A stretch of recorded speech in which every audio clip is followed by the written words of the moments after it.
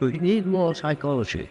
We need more understanding of human nature, because the only real danger that exists is man himself.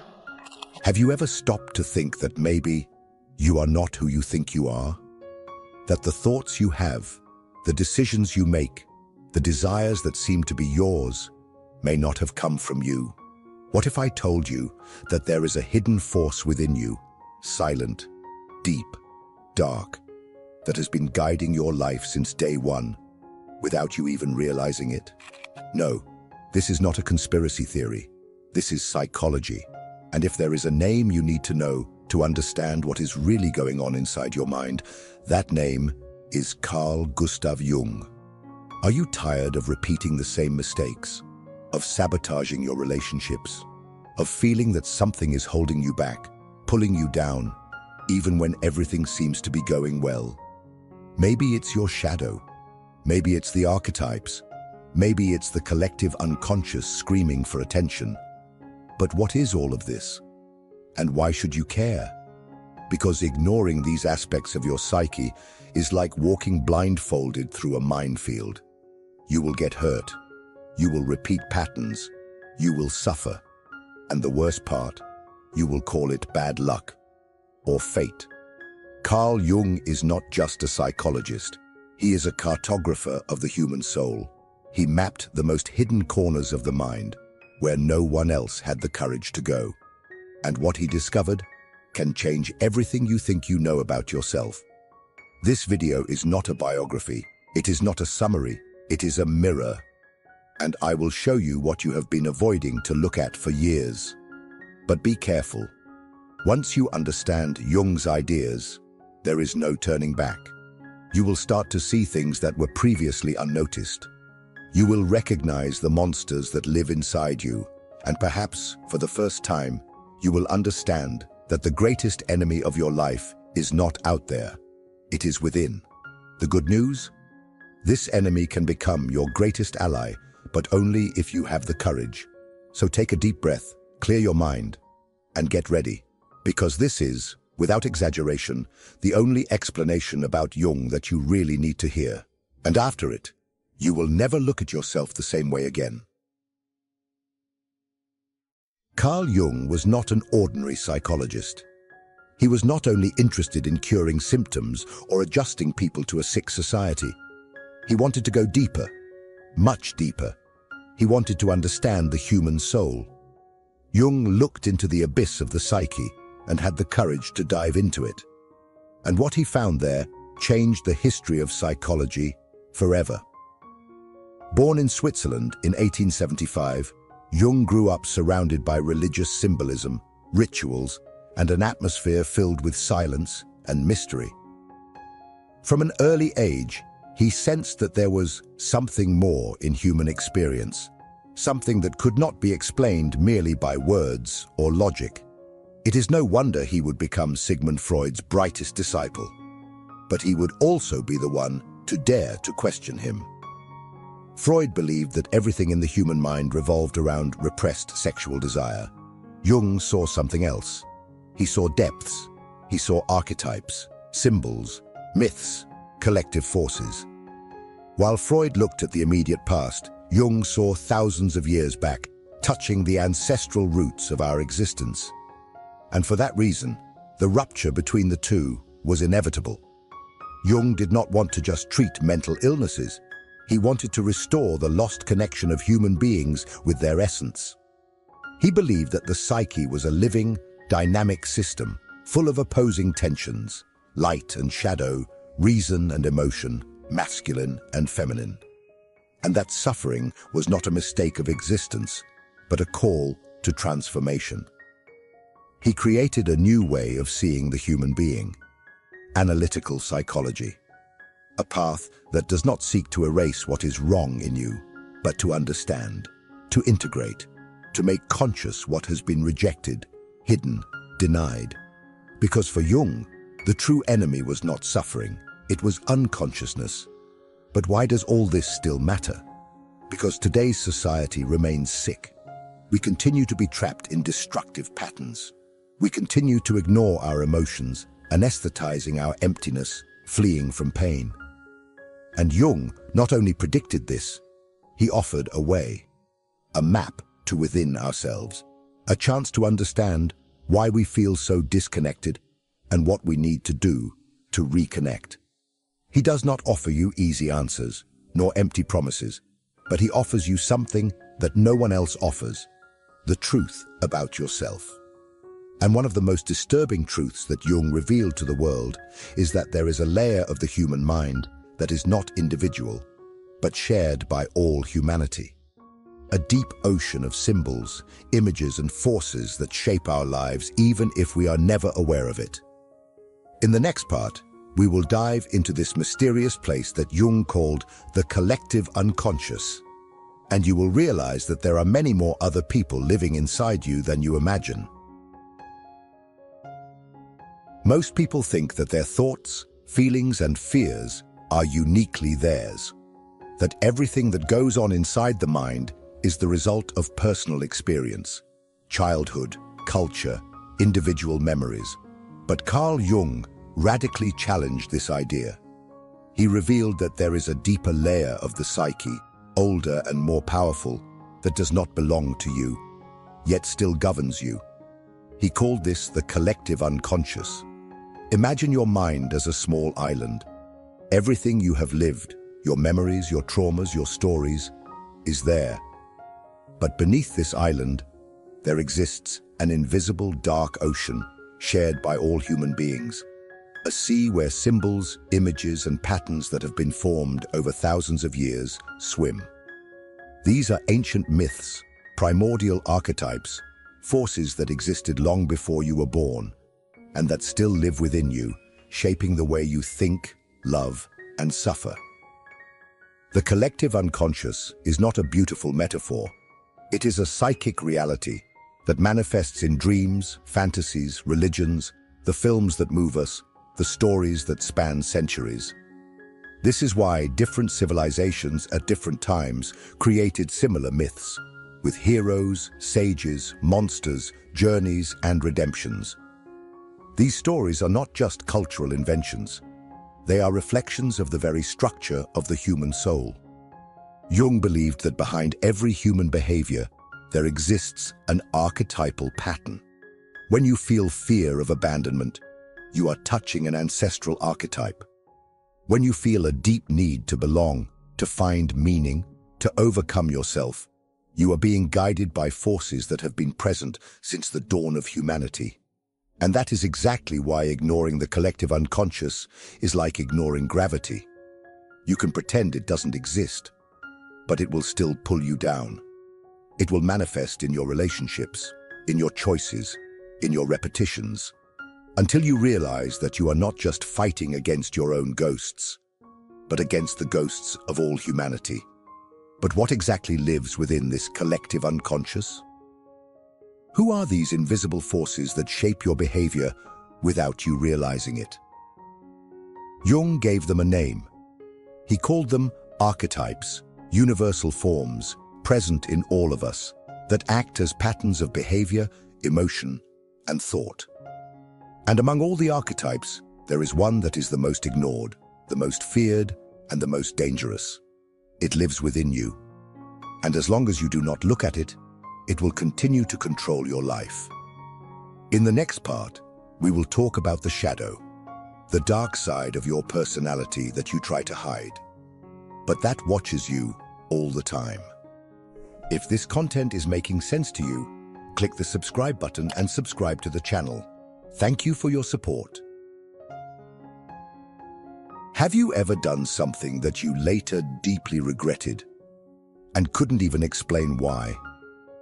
Have you ever exploded with anger at someone and later said, "I don't even know what got into me"? Have you ever felt envy, jealousy, anger, pride, but chose to ignore or justify those emotions instead of facing them? Then you have already met your shadow. You just didn't have the courage to look at it.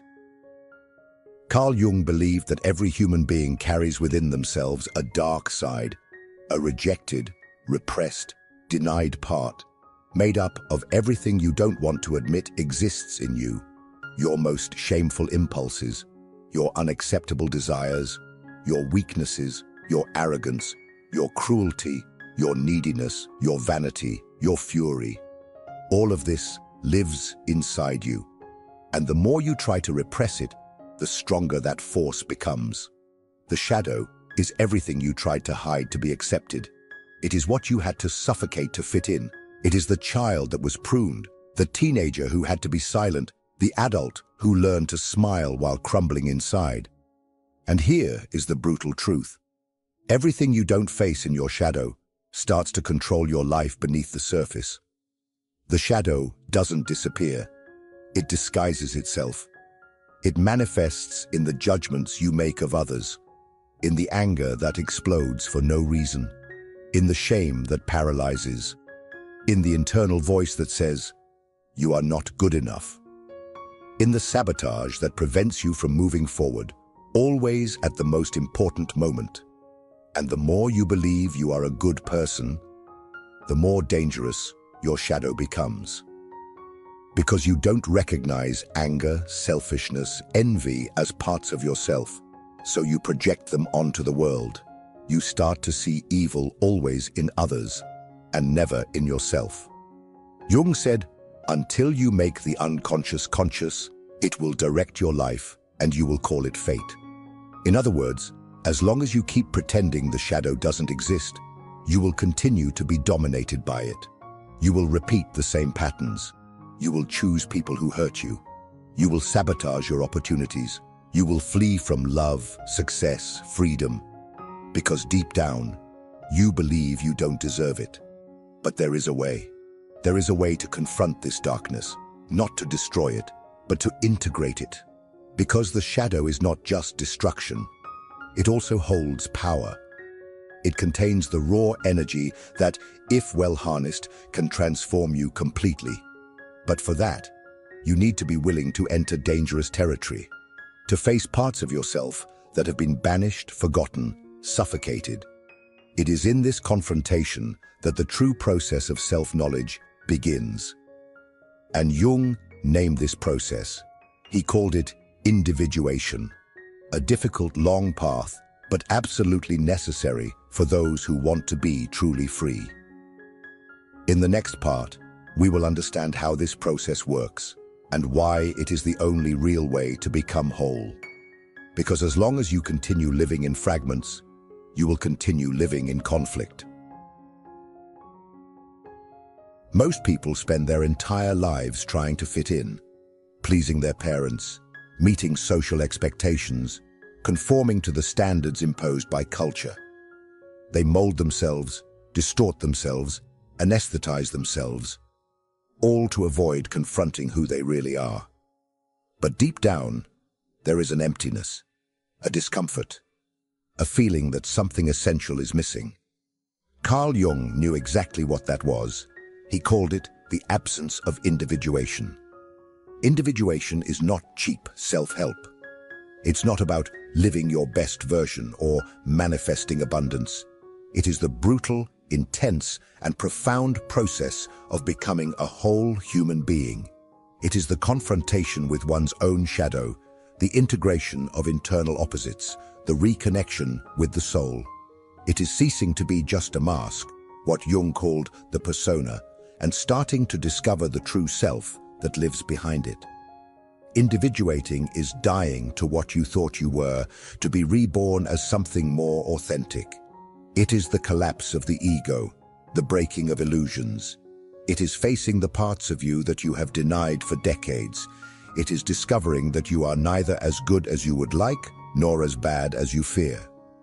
It is accepting that you are light and darkness, strength and fragility, courage and cowardice, all at the same time. And here's the part no one tells you. This process hurts. A lot. Because it requires you to let go of the lies you built to survive. It demands that you stop blaming others and start taking responsibility for your own life. It requires you to stop living to be accepted and start living to be whole. Individuation does not happen all at once. It reveals itself in crises, losses, ruptures. Each time something in you dies, a belief, a relationship, an identity, something new is born in its place. But this only happens when you are willing to face discomfort, doubt, chaos. Jung said that the encounter with the self is, by nature, a defeat for the ego. And he was right. Most prefer not to follow this path.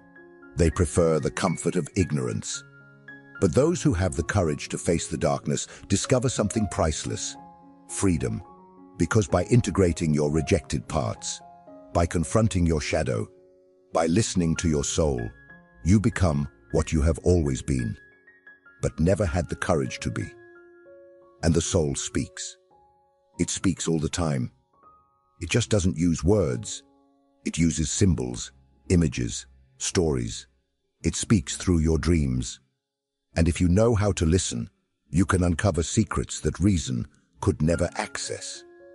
In the next part, we will enter this mysterious territory. We will explore what Jung called the symbolic language of the psyche, and understand why your dreams may be the key to your transformation. While the modern world mocks dreams, treating them as nonsense or random noise of the mind, Carl Jung went in the opposite direction. For him, dreams are the voice of the psyche. They are not noise. They are messages, encoded, mysterious, symbolic, but never useless. Every night when you sleep, something inside you awakens, and it begins to speak. But the problem is that you haven't learned to listen. Jung saw dreams as attempts by the unconscious to restore psychic balance. When consciousness strays too far from essence, the unconscious sends images, scenes, archetypes, symbols, everything necessary to pull you back to the center. Dreams, therefore, are not just records of daily experiences. They are guidance, directions, invitations, warnings, sometimes even alerts. Think about this. Why do you dream of falling when you are losing control in real life? Why do you dream of teeth falling out when you feel weakened? Why does the same symbol appear repeatedly, even in different dreams? This is not coincidence. This is the soul trying to communicate. But the soul does not speak in rational language. It speaks in symbols. And here comes one of Jung's greatest contributions, the study of archetypal symbolism. Lions, snakes, houses, forests, mirrors, doors, tunnels, mothers, shadows. These elements do not appear in your dreams by chance. They represent parts of your psyche. They are pieces of your soul trying to emerge. And each symbol has an energy, a function. A house, for example, may represent your inner self. A snake may indicate transformation. A ladder may point to spiritual ascent or unconscious descent, depending on the direction. A mirror may be the reflection of the shadow you do not want to see. Understanding this language is like learning an ancient language, the language of your soul. Jung believed that the more we ignore the symbols of dreams, the further we drift away from ourselves. And when we stray from the center of the soul, we become lost. We enter a crisis. We become anxious, depressed, disoriented. We lose our sense of direction because we lose connection with the internal compass. Dreams are that compass, and ignoring them is like covering your eyes while walking through a maze. Do you want to know who you really are? Do you want to understand why you attract certain patterns, why you feel stagnant, why you carry certain fears? Look at your dreams. Write them down. Reflect on them. Face your symbols. They contain answers that your conscious mind cannot formulate. But dreams are not the only ones that speak in symbols. There is a much deeper, older, and more influential force that also manifests through them. Archetypes. They are the invisible characters that live within you, the true directors of the theater of your life. In the next part, we will reveal who these archetypes are and how they shape your emotions, decisions, and relationships, even when you believe you are in control. Have you ever caught yourself acting strangely, as if you weren't yourself? Have you felt like you were repeating patterns whose origins you don't even know? Or that you always attract the same type of person, the same type of pain, the same type of story? Carl Jung knew exactly why this happens. Because within you live invisible forces, true psychic characters that not only influence your decisions, they stage your life. These forces are called archetypes. Archetypes are universal structures of the psyche. They are not ideas you learned. They are ancestral patterns that were born with you. They are as old as humanity itself. They reside in the collective unconscious. They are like internal models that shape your behaviors, your emotions, your personal narratives. And the most unsettling part? You can spend your entire life being guided by an archetype without ever realizing it. Jung identified several of these archetypes. The hero, for example, represents the force that seeks to overcome, that faces challenges and tries to achieve something grand. The wise one is the one who seeks knowledge, truth, discernment. The shadow, as we have seen, represents everything that has been repressed and denied. The anima and the animus represent the feminine in men and the masculine in women, energies that need to be integrated for us to become whole. These archetypes are not just ideas, they have energy. When an archetype dominates the psyche, it possesses you. Literally, it takes the wheel of your consciousness and drives your life without asking for permission. That's why sometimes you act like someone else. That's why certain relationships pull you into dynamics that seem straight out of a pre-written script. You are living under the command of an activated archetype.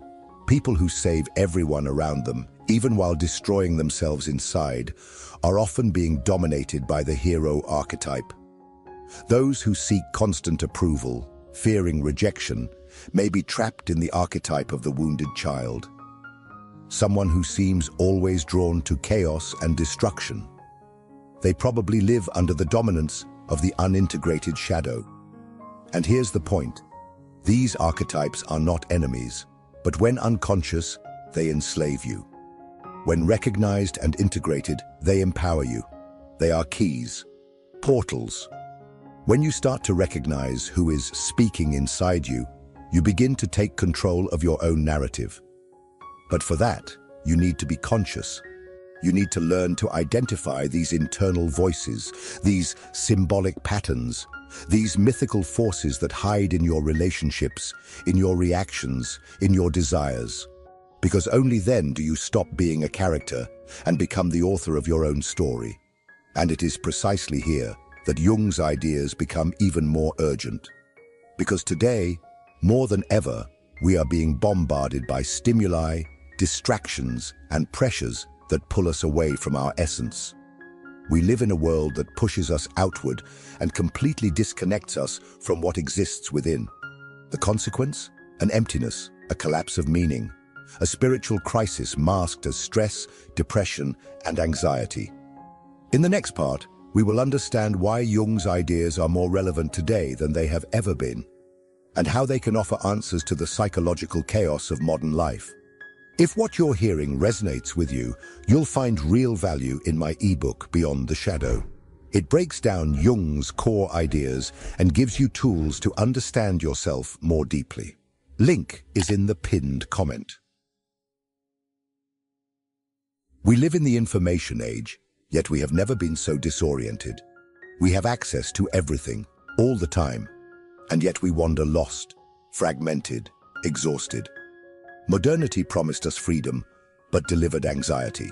It promised connection, but drowned us in empty comparisons. And amidst this constant noise, a silenced question screams inside millions of people. Who am I, really? It is precisely at this point that Carl Jung's work becomes more relevant and more necessary than ever. Jung did not offer ready-made formulas. He did not sell happiness in pills, nor did he promise success with positive thinking. What he offered was something infinitely more powerful, a path back to the soul, a route of reintegration with everything that has been forgotten, suffocated, distorted by a society obsessed with productivity, appearance, and performance. He foresaw the collapse of identity.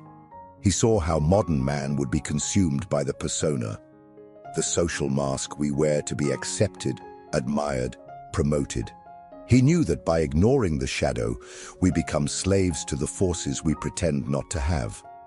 That by rejecting our dreams, we cut the bridge to the unconscious. That by laughing at symbols and archetypes, we lose the map of our own being. Jung wrote about this decades ago. But today, it is as if he were describing exactly what is happening. People who feel empty, even surrounded by achievements. Relationships that are increasingly superficial, fragile, disposable. Existential crises in young people in their 20s. Explosions of anxiety, depression, and disorders that medicine tries to contain but does not understand. The modern world sold us the illusion that we can live only on the surface, but the soul does not accept being ignored for long. And when it screams, it does not ask for likes. It asks for meaning, depth, integration. Jung was not a therapist for times of peace. He was a guide for times of collapse, times like now. Because when everything outside loses its meaning, status, success, control, it is necessary to turn inward. And this internal dive is frightening. Because inside, you will not only find light, you will find monsters, traumas, masks, painful truths. But you will also find something that no one can give you, your true self. You will not heal your life with ready-made phrases, nor with shortcuts. But if you have the courage to face yourself, to strip away the illusions, to dive into this process that Jung called inner transformation, then yes, there is hope. And this video is here for that. To remind you that there is a path, that your pain makes sense, that you are not broken, you are just fragmented, and you can rebuild yourself. But what does that mean in practice? How do you start this journey back to yourself? How to move from theory to real transformation?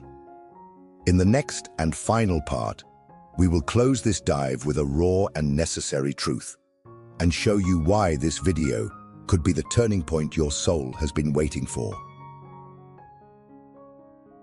You spent your whole life trying to fit in, protect yourself, and belong. You pretended to be strong when you were in pieces. You smiled when everything inside you was screaming for help. And at some point along the way, you forgot who you were. You forgot your essence, your mystery, your creative chaos, your soul. But now something in you has started to awaken. And it's no coincidence that you are here. Jung believed that nothing happens by chance, that even the most accidental encounters are manifestations of the unconscious trying to show you something. And perhaps this video has been exactly that. A call. A call to stop running away. A call to stop lying to yourself. A call to abandon the surface and dive deep into the depths of your psyche. What Jung teaches us is not easy to hear, because it requires courage, it requires pain, it requires responsibility, but it is also liberating, because the moment you understand that you're not broken, just unconscious, you gain power, the power to transform, to integrate, to heal. You don't need to understand everything right now. You don't need to decipher all your dreams or identify all your archetypes. But you need to take the first step, the step of honesty, the step of saying enough. Enough of living on autopilot, enough of denying your pain, enough of being a prisoner of a superficial version of yourself. From now on, everything changes, because now you know. And what has been seen can no longer be invisible. And I want to make you an invitation. If this video touched some part of you that was asleep, comment down below. Tell me which of these ideas confronted you the most, which truth hit you hard, which part of your shadow you know you need to look at, but are still avoiding. Because just putting this into words, you are already bringing light to the unconscious. And this is the beginning of liberation. If you found this video powerful, the next one is just as important, maybe even more, because the journey inward doesn't end here. And the soul, when awakened, wants more. So click on the next video, continue this dive, because you are just at the beginning of what could be the greatest transformation of your life. See you there.